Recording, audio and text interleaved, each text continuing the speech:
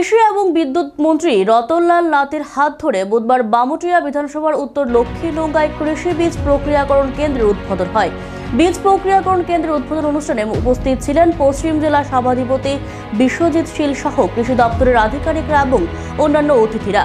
এই অনুষ্ঠানের মধ্যে দিয়ে কৃষকদের হাতে তুলে দেওয়া হয় ছোট ট্রাক্টর মেশিন, ঘাস কাটার মেশিন, ওয়াটার পাম্প মেশিন সহ অন্যান্য সামগ্রী।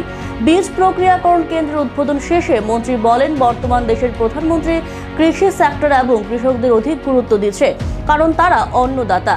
গোটা দেশ কৃষকদের উপর নির্ভরশীল। কৃষিকাজ করা লজ্জার নয়। তিনি আরও বলেন, আমাদের রাজ্যে বীজ উৎপাদনের স্বয়ম্বর। চাষযোগ্য কোনো কৃষি জমি ফেলে রাখা যাবে না। উন্নত মানের বীজ, বৈজ্ঞানিক পদ্ধতি এবং মাটি পরীক্ষা, এই তিনটি জিনিসের উপর গুরুত্ব দিয়ে কৃষিকাজকে এগিয়ে নিয়ে যেতে হবে। আমাদের রাজ্যে কৃষিকাজে অনেকটাই এগিয়ে রয়েছে। কেন্দ্রীয় সরকার আমাদের রাজ্যের কৃষি ব্যবস্থাপনার উপর বিশ্বাস রয়েছে, যার কারণে মণিপুর এবং মিজোরামে যে ধান উৎপাদন করবে সেটার সার্টিফাই করার দায়িত্ব আমাদের রাজ্যকে দিয়েছে। আপনারা জানেন যে আজকে এখানে সিড প্রসেসিং সেন্টার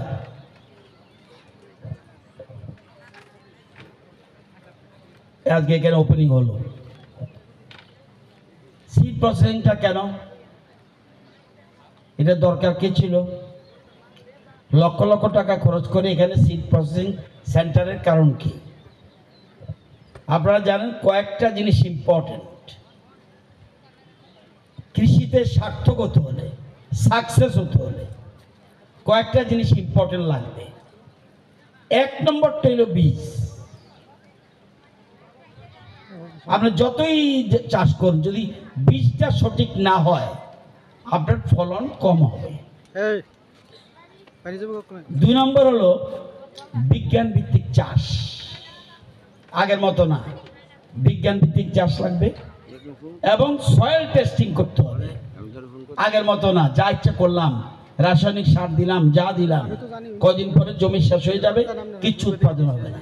সেজন্য নিয়মিত সয়েল টেস্টিং করতে হবে। সেজন্য আমরা সয়েল হেলথ কার্ড দিই।